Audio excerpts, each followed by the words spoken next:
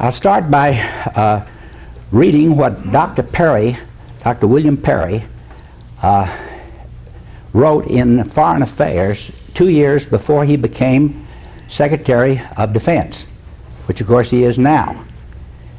He wrote, "No one should be deluded into believing that the military capability that can easily defeat an army with 4,000 tanks in a desert is going to be the decisive factor in a jungle or urban guerrilla war." Well, to state a problem honestly is a step in the right direction. And Dr. Perry has been far better than average, in my opinion, a Secretary of Defense. But the elimination of many of the pieces of equipment that we proved were needed in jungle in World War II especially, well, under Perry, and it's continued. Now why? I believe it's because American generals, in fact everybody, knows that a jungle is a very poor place for Americans, mechanized, electronic, computers, the whole rest, to fight a war. So I don't think it's a conscious, organized decision, but we just get ourselves in a situation where we can't fight effectively, and even under Dr. Perry it gets worse. Well, malaria is one of these problems. It certainly isn't dramatic.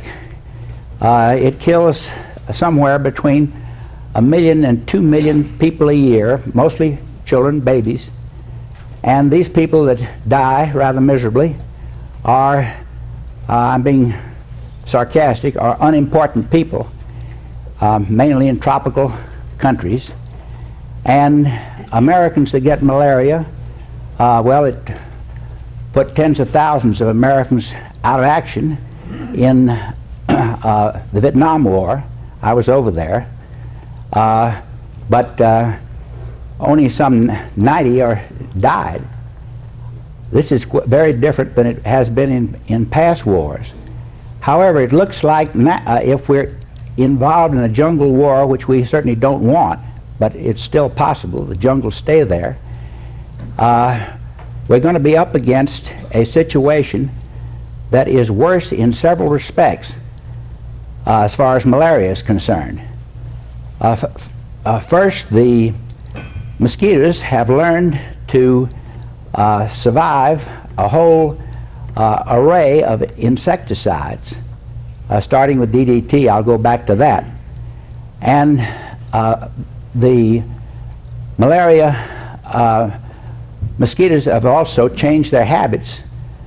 Some that used to go into houses, and you could treat the walls first with DDT, later with Promethean, and kill them. Well, they've changed their habits, and they just come and bite people at night and then go back into the trees in the daytime. The mutation of organisms of all kinds, it goes on at an incredible rate. So the situation is worst as regards the types of malaria that have developed. The Plasmodium falciparum, which is the parasite of the worst type of malaria, they've by mutation gotten more virulent, and as I have already said now, the means of combating this disease have gotten less effective.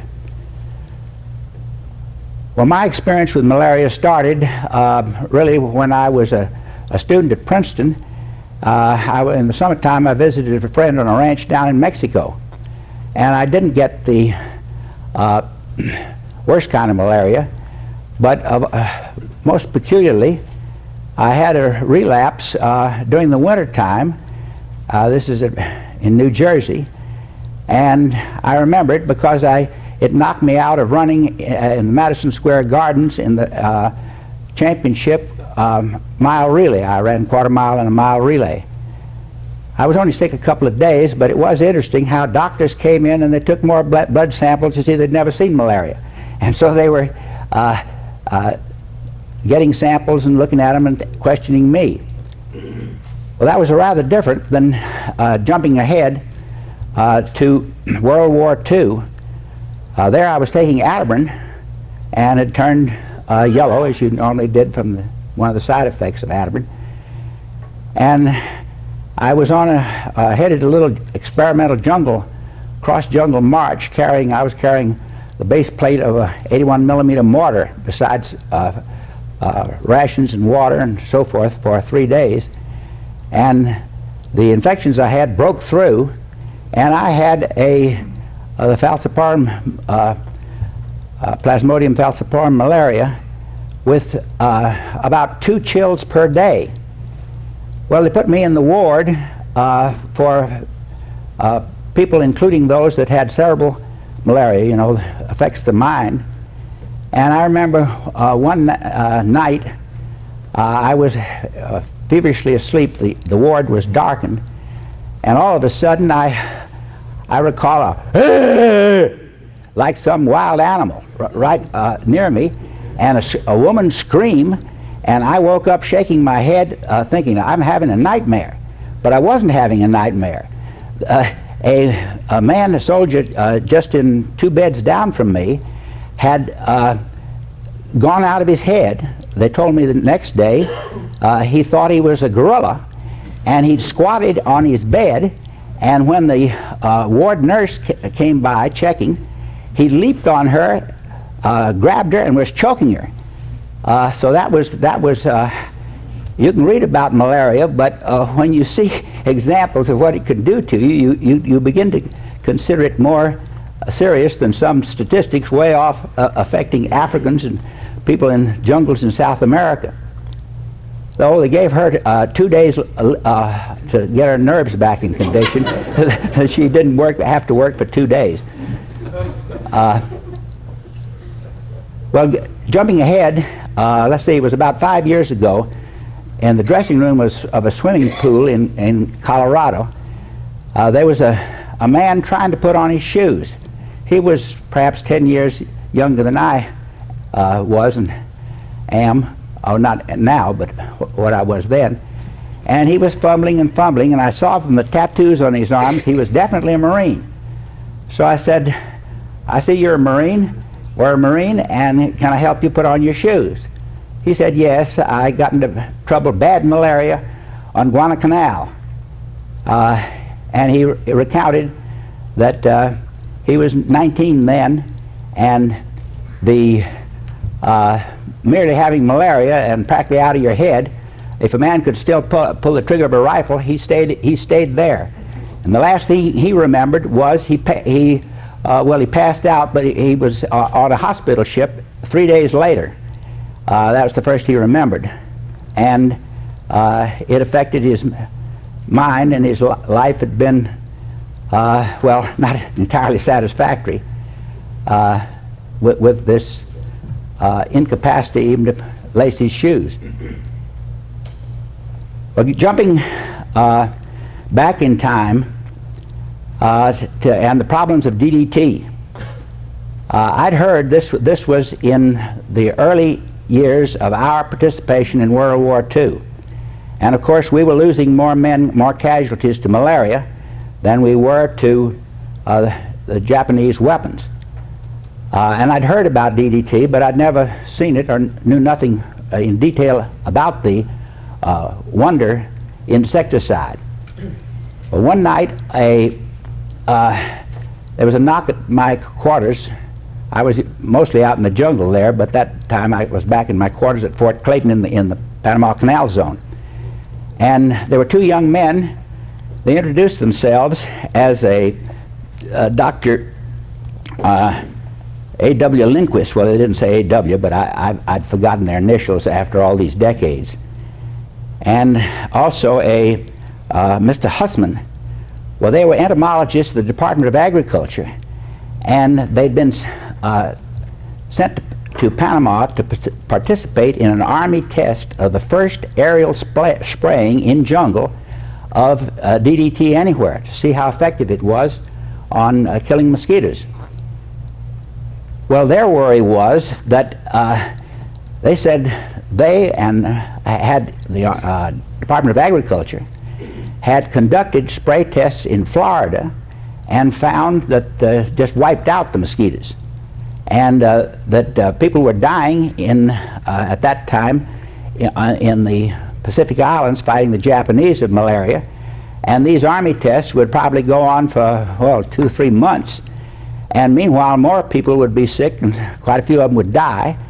And that they had heard that I had influential friends in Washington, and they asked me, could you run some tests on the unoccupied end of an elongated island in Gatun Lake? That, of course, is one of the biggest lake that supplies water for the Panama Canal. And I did, by just luck, have a very influential friend in Washington, Major General Raymond Bliss. He was the Surgeon General of the whole U.S. Army doing all of World War II. And luck plays, of course, a big part in all people's lives, but it just so happened that when I was a teenager, General Bliss's only son, Raymond Bliss, this is in San Antonio, Texas, the boy and I had become good friends, very good friends, and I'd visited General Bliss's home. He was then Major Bliss, a top surgeon, U.S. Army, and I'd had the privilege of talking about tropical diseases with the future Surgeon General when I was roughly 16 years old. I'd been in the Philippines visiting my uncle, an Army officer over there, when I was 13, and I'd been interested in what goes wrong with men in jungles ever since, especially I was 13 years old. Well, getting back to these two experts of the Department of Agriculture, I said, yes, I can, I'm sure my commanding general will give me permission to sneak into the end of this elongated island, the jungle island in Gatun Lake, and run some bite tests before and after your first spraying of jungle with DDT. Well, they gave me the instructions of how to conduct bite tests, and I got together about 15 men from a jungle platoon, and we got some plywood assault boats, very small little paddled boats, and the night before this first aerial spraying of DDT, we sneaked across and got on the unoccupied end of this jungle island, and we immediately started, well, being bitten by mosquitoes, among other things, because we didn't, we had a repellent 612 at that time that was reasonably effective, but we didn't use any of it, and we trapped some mosquitoes in mosquito nets that we hadn't treated with any insecticide, and the mosquitoes hummed and buzzed and bit us, and I recorded bites, and so did the sergeant. And it was until we got in our jungle hammocks, which not at all incidentally we don't have now.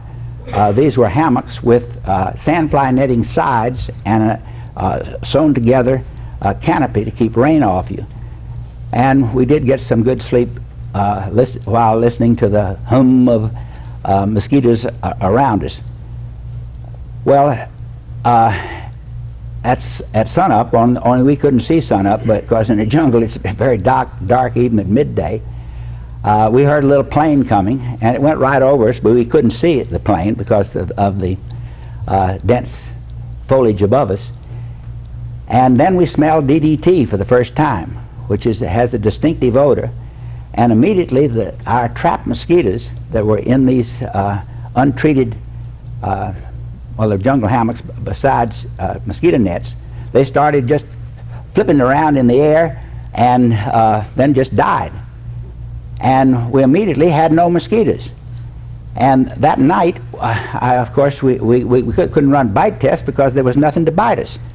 And we stripped off our clothes, and we were, that particular bit of jungle we were in was quite open. It had such high middle tier and the top tier that it killed out the plants near the ground. And we were walking around naked, and I was absolutely delighted, and so were the other men. we thought this is going to be the end of mosquitoes. It's going to be the end of malaria, dengue, Kazazar. Well, one soldier, though, he made a pertinent remark. Well, we're just like Adam in the Garden of Eden, except, worse luck, there's no Eve. So, well, anyway, so much for a really optimistic start. I didn't realize, and neither did many people much more knowledgeable than Cresson Kearny, how fast mosquitoes and all kinds of insects will mutate and change. Well, the people on the optimistic side were some of the people in the World Health Organization, and they started the worldwide program to eradicate malaria. And the American taxpayer, through aid, paid in 10 years of this period, until about 86, but before that, for a period, I write figures down so I don't like to misquote. American taxpayer paid $790 million toward that eradication program. Well, it seemed to be working fine at first. DDT worked. But before the end of the period, which was 1969, a couple of years before, it was ineffective. It was a waste of money. The DDT just didn't work. At the same time, cotton growers, who were the greatest users of DDT in this country, I saw articles in the paper early in this 10-year period, they were damning the chemical companies. They used to sell us good DDT, and now they charge us just as much for DDT that won't work. So it wasn't a book that is the best book I've read on malaria, the Malaria Capers. These are obviously capers. You're jumping here, jumping there, and there's a general mixed-up situation. It's by a Dr. Robert Desowitz. He's a man pushing 80 now, but he's had a tremendous career combating insects and other arthropods in many countries. And he describes part of this tragic fiasco of DDT, along with many other things, in this book. Well, then what happened? They've tried other insecticides, and by far the most hopeful now is Permethrin, P-E-R-M-E-T-H-R-I-N. This is a synthesized chemical that has the most remarkable properties of killing mosquitoes and other arthropods that anybody ever heard of. Among other things, it doesn't smell. Neither man nor mosquito can smell it once it's dried and the molecules are, you might say, latched, connected to fibers in your clothing. And when a mosquito lands, say if this I'd sprayed or impregnated this very open weave jacket with Permethrin, the mosquito lands. He doesn't realize he's in trouble. He could even be killed by just what he gets on his feet, you might say. But then he starts to penetrate with his proboscis, and he senses he's in trouble because it's gotten in contact with Permethrin molecules. So he'll probably withdraw. In other words, you won't be bitten at all. And so it's one of the chief investigators of the Department of Agriculture, Carl Schreck, he's for the last 20 years devoted most of his time to worldwide tests in the field of the effectiveness of Permethrin and different ways of applying it and so forth. And I've gotten valuable help in this book I'm writing, Jungle Snafus and Remedies, from Carl Schreck. He said a person treated with Permethrin becomes a very effective booby trap for mosquitoes. In other words, they come to bite him, and then many of them get killed, besides not, in most cases, not biting. The mosquito will bite through, say, a netting, if it happens to be in contact with your skin, or a very porous cloth. He may succeed in actually biting and transmitting malaria under those circumstances. But jungle soldiers shouldn't have that type of clothing. Well, here, compared to Ed York's snafus, the ones that are continuing on the equipment, including clothing, of jungle soldiers is minor.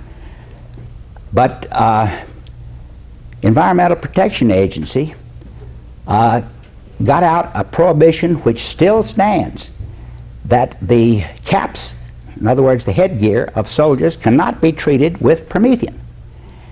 And this is very strange because, as most people know, mosquitoes are attracted by the carbon dioxide that a man or a woman, child exhales, and come to this area, and if they can land where they can't do any harm on his cap, it helps this booby trapping of mosquitoes.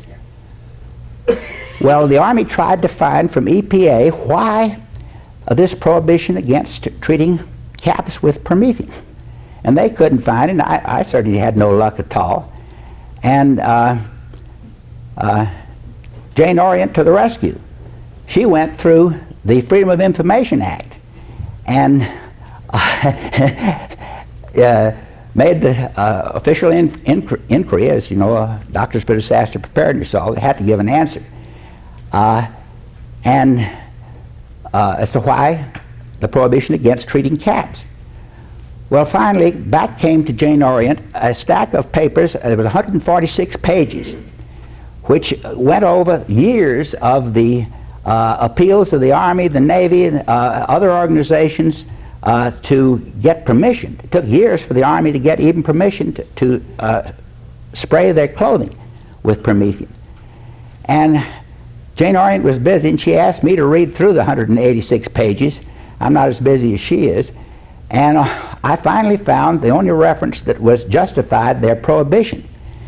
What they'd done, they'd gotten some rhesus monkeys, some researcher had, and he'd put promethium on the foreheads of a few monkeys. And why it's not supposed to be applied to the skin anyway. And a little promethium had shown up in the urine of a few of these monkeys. The monkeys hadn't gotten sick, but they decided that promethium in the urine of monkey or man is bad, and that's why they have this continuing prohibition against putting promethium in any form on soldiers' caps or other headgear. Well, it's just past understanding how some of these things continue. But promethium is now the best defense that American soldiers have against malarial mosquitoes. But there's a hang-up. They permit it to be sprayed on, and if you have high-powered spray equipment, which is usually pretty hard to keep in shape under field conditions in the Army, you can what they call impregnate. In other words, drive it into the fabric in such a way that you get protection for several months from the impregnated with promethium uniforms. Well, the best way is to impregnate the cloth, the uniform fabric, before it's manufactured, and that's been worked out. And just 3 days ago, I phoned this Carl Schreck down in Florida. He's the top researcher for the Department of Agriculture, and asked him how it's coming, and he says it's on hold. He thought by this time they'd be manufacturing uniforms out of already treated clothing. Well, I'd already read, but he confirmed that the reason it's on hold is that some researcher claimed that the combination of insecticides, including DEET and promethium, in contact with soldiers, and the soldiers receiving the prophylactic shots and other medications that they got in Saudi Arabia, that this is one of the causes of the Gulf War syndrome. Well, they've more just in the last few weeks, a top study by National Academy of Science, MDs, has come out that they are not able to determine any one cause of the Gulf syndrome. So it goes on in very strange fashion. Back to malaria and hopes for some way of reducing what will be the continuing casualties, 1 million, 2 million a year. There's been a lot of money spent, and Dr. Deschwitz in this book, The Malaria Capers, goes into an account of the various attempts, some involving literally criminal actions connected with the development of a malaria vaccine.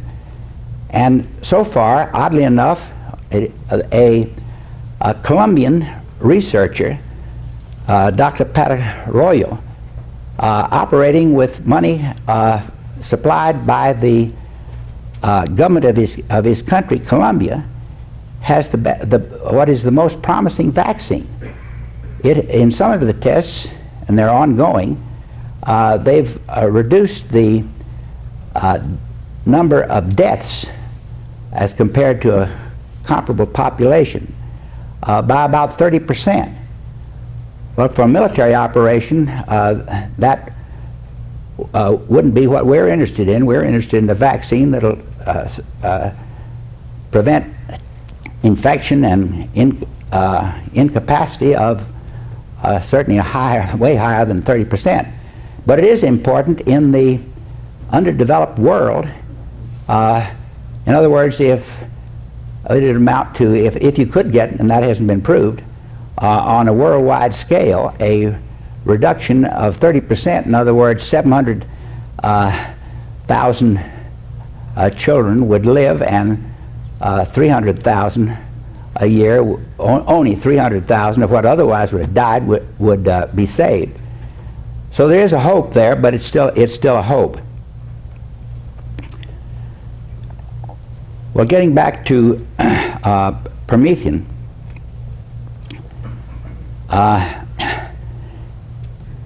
I've experimented a little with it, and it certainly will stop mosquitoes from biting you. However, it leaves the, here I'll show it. You can treat ordinary uniforms, and as long as you have them treated, they give about as good protection as the best jungle uniforms we had in World War II. I showed this to some of the people here, but many of you have never heard that toward the end of World War II, we had what they called bird cloth uniforms. This uniform is from that era. They were worn extensively in Burma, which is bad malaria and sandfly country. And it's made of long staple cotton, and it's so tightly woven that you can hold it up to the sun even, and you won't see the little, it'll look like flecks of light coming through. It's also expensive. It's far too expensive to uniform American troops at present. This isn't sarcasm. It's the actual fact. To save an aviator, they'll spend millions of dollars. Infantrymen, just to run as soldiers, they don't do it. Well, that is untreated, you see. Well, all of these chemical treatments have their disadvantages in that if it isn't treated, then with the present uniforms, untreated, you'd get about 40 times, this Dr. Carl Schreck, Department of Agriculture entomologist, he ran tests recently on some of the uniforms used, about not 40%, but about 1/40th of the mosquitoes that try to bite through this cloth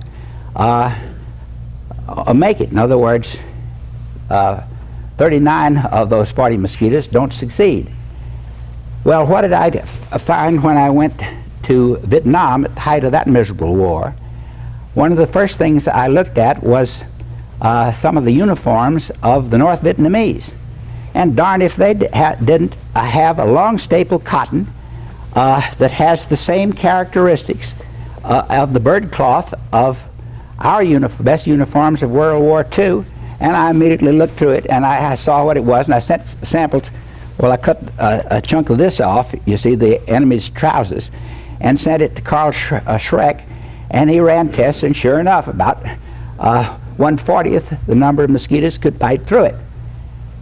And, well, now we're depending on the chemical protection of insecticides completely, and it isn't as important as it was. But, as I said, we're not even using the best available means.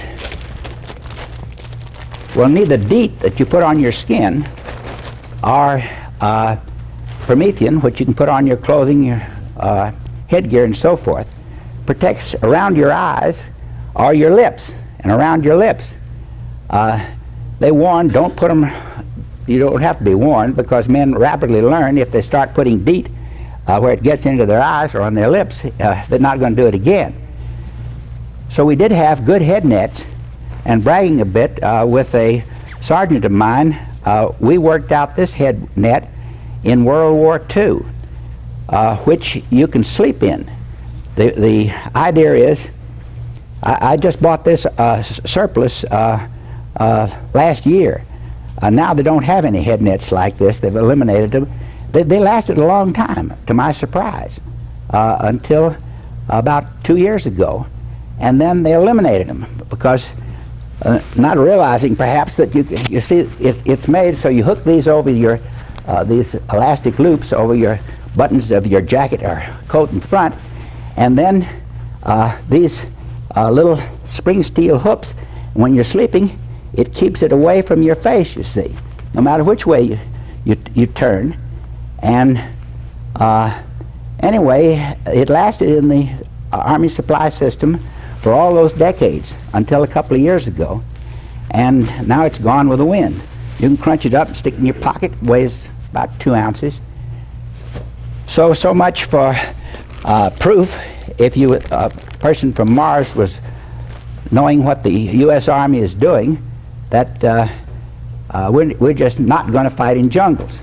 Well, unfortunately, jungles, I think the chances of our fighting in Asiatic jungles or African jungles, they're getting worse and worse. Well, first place, the oil there is not nearly as important as it is in deserts, where we prefer to fight, and where there's good reason. I'm not demeaning the idea that we're fighting for the oil, not only of ourselves, but of the world economy, when we fought successfully as far as temporarily stopping Saddam Hussein from being on his way to seizing most of the world's oil. But the problem is that, as I see it, we're going to be driven out of the areas in the world where some people like Saddam Hussein and the Iranians, and they're going to get nuclear weapons. And once they have them and prove to the world they're crazy enough to use them, Americans are going to lose interest in getting into wars over there to struggle to secure the free world's oil supplies. Now, connected with that, I'm sure most people in this room have read about the success of our Stingers, the shoulder-fired, heat-seeking missiles. A Stinger weighs 28 pounds. The tube goes back over a man's shoulder. He up to over 3 miles away. The African freedom fighters supplied by us with Stingers, according to an official report on that war and the use of Stingers, they fired, I didn't write down, they fired some 350 Stingers, the African freedom fighters, at Russian aircraft, not only helicopters but jets. And they destroyed, knocked down $280, I believe it was. In other words, a weapon costing about $25,000, shooting at helicopters that cost, well, a few million, or jets that cost many millions. There you get a kill ratio that really is significant. And this, I think, and I have believed it for years, is going to pretty well put an end, not immediately, but within a few years, to our Army's preferred means of moving and supplying troops, which of course is by helicopter. The most recent indication to me that fortunately our higher commanders have this concept is that up to about 2 weeks ago I read that the Clinton administration intended to supply helicopters to take the peacekeepers, out safely if they're the British and French, the peacekeepers on the ground are being evacuated from Bosnia. Recently, they've talked about the need of troops to protect the convoys of trucks that would have to go over mountain roads and through passes to get them out. Well, I think it adds up. Also, one fact that I've read and I heard on public radio also, and friends of mine saw it in more detail. Early this year, Peru wanted a little chunk of jungle on its border with Ecuador.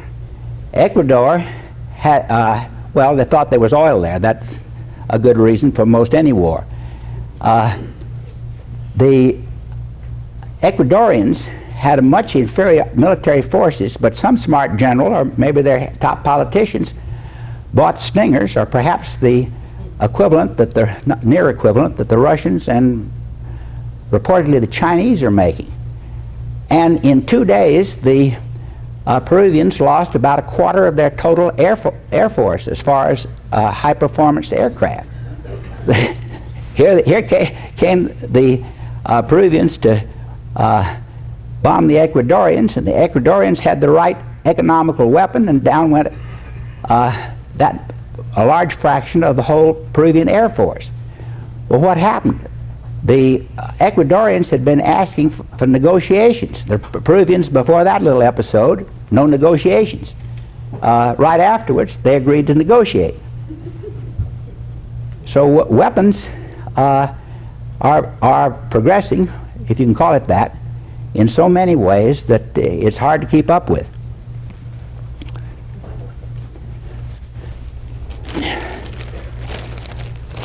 Well, here's another strange snafu. These snafus are not nearly as dramatic as the ones that Ed York recounts, but back to Promethean. This is one of the present bags that are issued by the U.S. military for the soldier to impregnate his uniform. There's another similar size bag. This bag shows a pair of this is a coat rolled up. There's a same size bag. He rolls up his trousers tightly. And then he has a little container, a little bottle of Promethean concentrate. And he puts that in, and with a canteen cup of water, and he closes it up and he shakes it and he does this and the other, and there's 330 some words of guidance for the soldier to do all this. But what they fail to have on here is it's a 40% Promethean concentrate in this little tiny bottle. Just a bottle for each of these two plastic bags. And the other 60% is a volatile hydrocarbon, which if you inhale the vapors is decidedly toxic. And what happened, there's no warning at all, you should do this outdoors. I made an improvement over the Department of Agriculture's method of impregnation, in which I dug a little shallot depression in the earth, a little wall around it, put plastic in it, and made a dilute Promethean solution, half of 1%. And anyway, with gloves on, and I put a mask on, I did it safely and hung them up and got even better impregnation with Promethean than by this official method. But what happened recently with this? A soldier went in a pup tent, closed in, and proceeded to inhale the hydrocarbon vapors, not the harmless Promethean. And he went out of his mind, and they took him away from Benning in a demented state, and the master sergeant down there, in an account I read, said he wouldn't let any more of that damn Promethean on the whole base. It drives men crazy. Well, what is this a proof of? That many of and it happens repeatedly with military equipment, the people that even advocate something that, whether it's a weapon or equipment, the soldiers will have to bet their lives on, they don't go out and test it themselves. They don't even, in many cases, have competent people doing the testing who can, well, it just goes on and on. However, it isn't hopeless, because they do have Promethean in the system now, and it is doing a lot of good.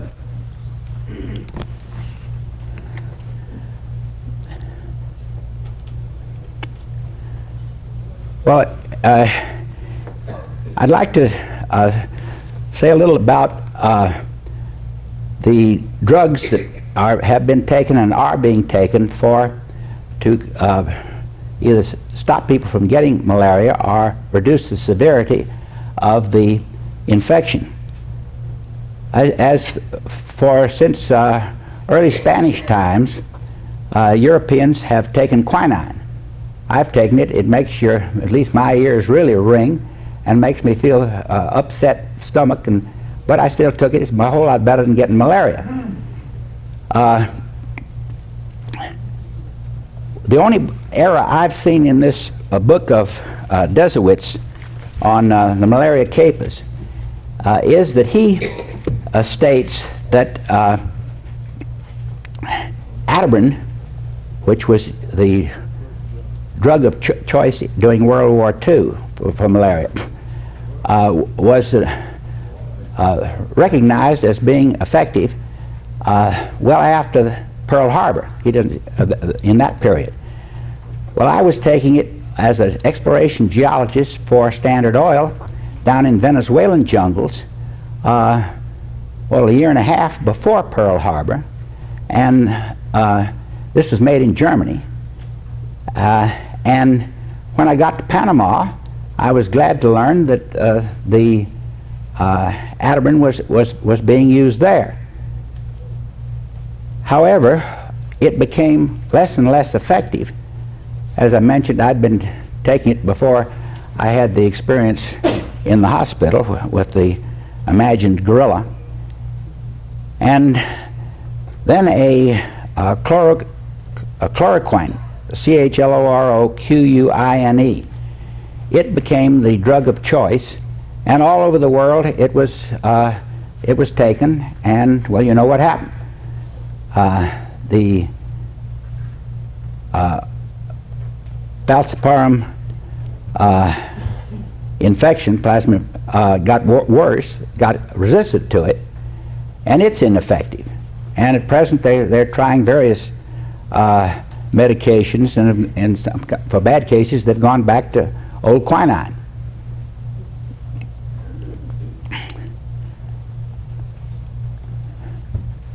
Well, it goes on and on. I want to shift now to something very different, which is, but I'm still going back in part to how we're going to be forced to change our ways of making war on the ground by the development of weapons. Well, the strangest thing I learned about, and this was just last month, was, and I never read about it, and I try to keep up with especially infantry operations. By a roundabout way, I got in contact with he's now a lieutenant colonel, head of the initiatives group in the United States Special Operations Command. This is a separate command from the Army, Navy, Air Force, headquartered at MacDill Air Force Base, and they are funded directly by Congress. The idea was, usually it takes 5 to 7 years to get even a simple item through the Army R&D system. Well, they have funds and can go right ahead and get things promptly. So what happened here, I got diverted from finishing my book, Jungle Snafus and Remedies, when I read about the 4 young ranger trainees who died in a swamp in Florida last February. They died of hypothermia. But what came out of, at least I asked people who were in the area, they died of hypothermia because they couldn't get across small streams in the swamp. They didn't have any flotation equipment, let alone breath-inflated boats like we had I had them in my jungle platoons, just meteorological balloons that you could blow up and put under your clothing. And we had waterproof pack liner bags, similar to the bags but much lighter that jungle natives used in South America. Those with our gear in our packs made the pack large or buoyant instead of sinking you. And well, they had none of that. The Rangers didn't.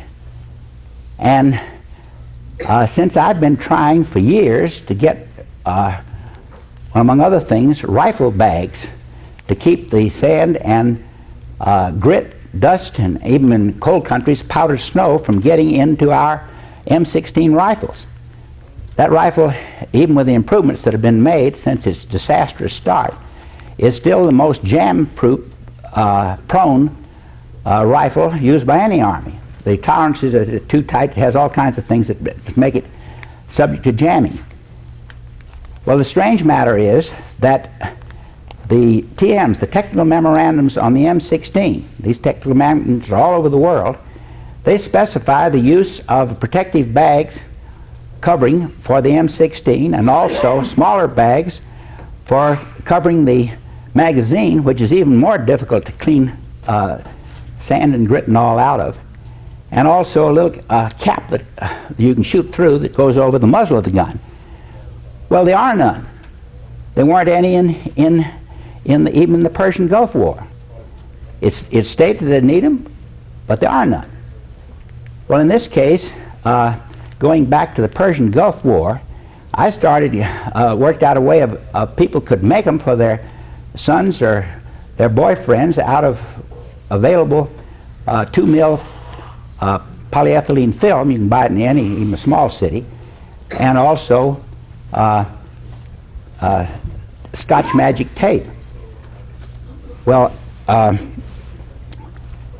anyway, Art Robinson got into this problem and raised some money, and he was on the point of buying, 100,000 bags to donate to our unprotected, as far as their weapons are concerned, men over in Saudi Arabia.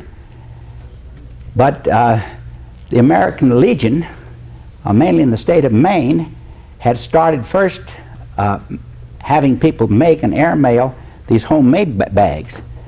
But then they decided to make hundreds of thousands, the American Legion did, and with the help of Perot and some generals that sort of stepped out of line, they got most of what ended up as being 600,000 bags. Not at all incidentally, Art Robinson donated the funds that he had raised to get a mere 100,000 bags over there to the American Legion.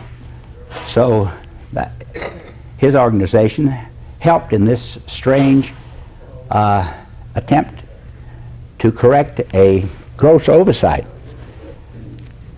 Well, getting back to what I learned this year, Colonel Washabaugh, he didn't have to convince him that they needed protective bags for all their weapons. He was in an operations officer of the 3rd Battalion of the 7th Marine Regiment of the 1st Marine Division.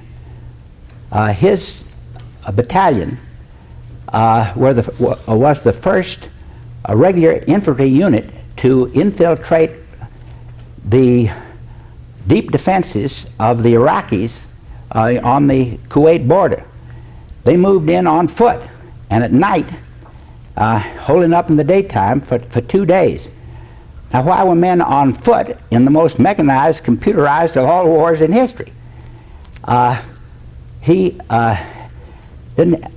Well, I knew the reasons, but I'm going to write it up and with his approval in Jungle Snafus, although it's about as far as you can get from jungle. But it illustrates what can go on. Back in World War I, the Marines had hand carts. They were carts about this high, had big wheels about that high, and they had a rigidly connected tongue that came out in front with a crossbar across it, you see. And 2 men, one on each side, could hold on to this, and they pulled the cart by pushing. So they also could steer it. And if they got in mud or sand or going up too steep a hill, men could get behind, and this way these Marines, including this now Lieutenant Colonel Washabaugh, when they were getting ready for this infiltrating night attack, they decided to make carts. Believe it or not, but they hadn't even heard of their own corps, didn't have any plans from that era of the carts they'd already had and used successfully in war. Well, anyway, the reasons that in this most mechanized of war, that the troop that went in, they expected hand-to-hand fighting too. Of course, they didn't get it because, fortunately, the Iraqis were so bombed and demoralized they just took off running or surrendered. But the reasons were, first, there's not as many things can go wrong with a man-pulled cart as there is with any motor. And the other factor that they took in, you can hear a motor out at night in the desert, where they moved at night, you see, a long ways off. And men with good silence discipline, you don't hear them. And if anything goes wrong, well, a man's sick, you can still leave him, or they could evacuate their wounded with carts where they might not be able to. And their higher commanders sensibly didn't even consider using helicopters for 2 reasons. First, they thought they're too vulnerable. Well, apparently the Iraqis, Saddam Hussein's people, didn't have Stingers, or Stingers equivalent, shoulder-fired anti-aircraft weapons, but we didn't know it at the time. And also, visibility. Helicopters or aircraft, you see, the Iraqis had set hundreds of oil wells on fire, and there was not only smog, but oily smog in the air. So here they went back to the old carts, and a friend of mine, a Marine Corps colonel, retired. When he was a lieutenant, he was in command of a mortar platoon fighting in Korea. And they had one of these leftover carts, or several of these leftover carts, and they got them, he said, up mountain trails where you couldn't get any wheeled vehicle, couldn't got them up there. And then they all forgot them. So it isn't only the Army that forgets. And they surely don't do it on purpose. It's just short memory, organizational memory. Well, I have just a very few minutes before I will hand it over to questions. However, what bothers me is that I think you'll agree we can't select our areas, parts of the world where we're going to fight. And I believe that as especially nuclear weapons proliferate, plus these weapons that strike at the heart of our way of fighting land wars, Stinger-type weapons, that we're going to be forced out of the Middle East, and then we'll start worrying about resources nearer home. And there's we may be interested in the secondary when they're not secondary. They're big reserves of oil still in the jungle areas of South and Central America. And I find it very strange that we won't spend, our military won't spend the little money it takes even to resurrect some of the provenly needed equipment for jungle operations. But however, I do think that it is not nearly as important in the long run as our refusal to face up to the very real dangers of nuclear war. I was working in Herman Kahn's Hudson Institute, a think tank. This was back in the 60s. And Herman Kahn asked all the members of the working professionals in his rather small, there were about 40 professionals, think tank, what they thought was the chances of the Americans in the United States being subjected to any type of nuclear attack. That's whether it's just a few weapons or a massive Soviet attack. And he gave a range of what we should base our answer on. And I picked about the most, if you can call it, optimistic of them. That is about a 50-50 chance in 50 years. Well, what's wrong with that answer? I think I'm going to be right. In other words, I probably won't, let's see, that'll be another 10 years from now, and I might live to be past 90. In other words, if I'm proved right by the fact that the nuclear attack on the United States of any size hasn't occurred, that's all right. But it isn't all right because most people are not going to do anything serious if they make a decision based on an assumption like I made. I, for example, back before the Cuban Missile Crisis, made an earth-covered fallout shelter on my farm in western Colorado. Well, I told my children that I didn't expect a nuclear war in the near future. It might be literally centuries or so, and I gave them, but they didn't believe me, I learned when they grew up. Why? Because none of their friends had fathers or anybody in their family making fallout shelters, you see. So they thought I was trying to save them from worries, and they thought Papa was just not telling them the truth. And I think that is a basic problem with any civil defense in a democratic country. Getting down to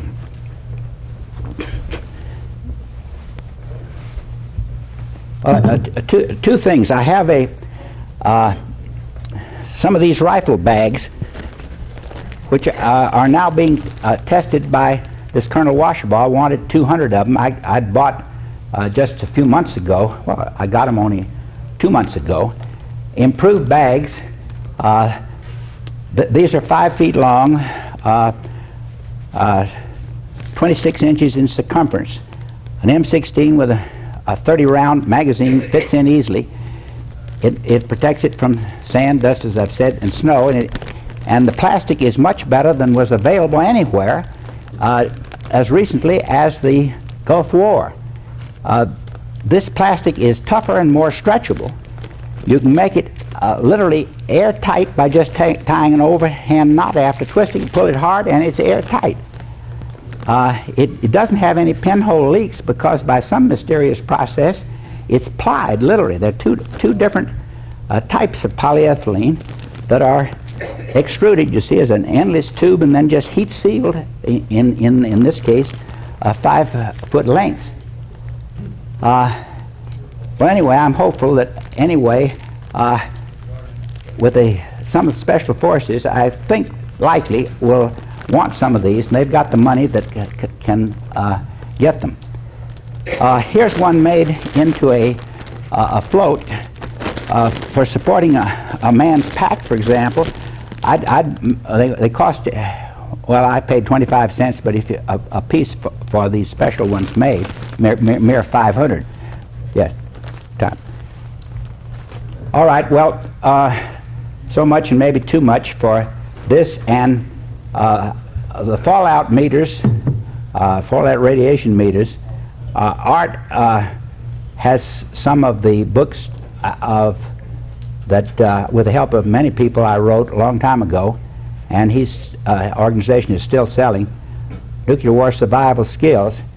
And if you want a bargain, for $10 you can get a copy of that and a kit for making a fallout meter, and they're out in the lobby. Well, I ran over my. Well, they've got I got 3 minutes by my watch. Well, and that's too short a time. I know that people would like to ask some questions. So. Where did you get the plastic bags? I got them from the same factory that manufactured 600,000 for the American Legion. Not quite as good as these. They're not selling them individually or in small orders. They just did me a favor on when they were running a batch of the same general size. Maine Poly Incorporated in green. Repeat the question and speak into the mic. All right. The question was, where did I get these bags? Where can I get the bags? And I don't know any place now that you can buy a few bags. Maine Poly Incorporated, a plastic bag manufacturer in green, G-R-W-N-E, Maine, the state of Maine. They're the ones that made the 600,000 bags for the American Legion, and they'd gladly make them in large quantities, but they just ran these off. Yes? Can you get pants and shirts made out of the bird cloth in this country for use in trips in jungle countries? No, you can't. I found that the manufacturers here, they could make the cloth, but it would cause so much wear and tear on their looms, I've been informed, because you see it's so tightly woven. I inquired over in England and Scotland and found a company over there that would make it, but it for 10,000 yards at a cost of, what was it, $9 a yard. And this, beside being a foreign source, as far as the Army is concerned, it's just too expensive for jungle uniforms. Can you get a more surplus in Vietnam? Oh, no. They went with the wind, and perhaps some of the ones that didn't come back from World War II were inspired the North Vietnamese to make their very similar cloth. But as far as getting any in the United States, it's a strange situation. One more question. Oh, here. Oh, yes. My loving wife, I have some bags left over of a now outdated type. They were the type and I'm giving away about 60 of these. That's all I had, and they're rolled up, and they'll be out as a giveaway on the table. If your kids and all want some to play with, or you want one, but just take one each, because there's probably more than 60 people would like a souvenir of our incompetence. Thank you.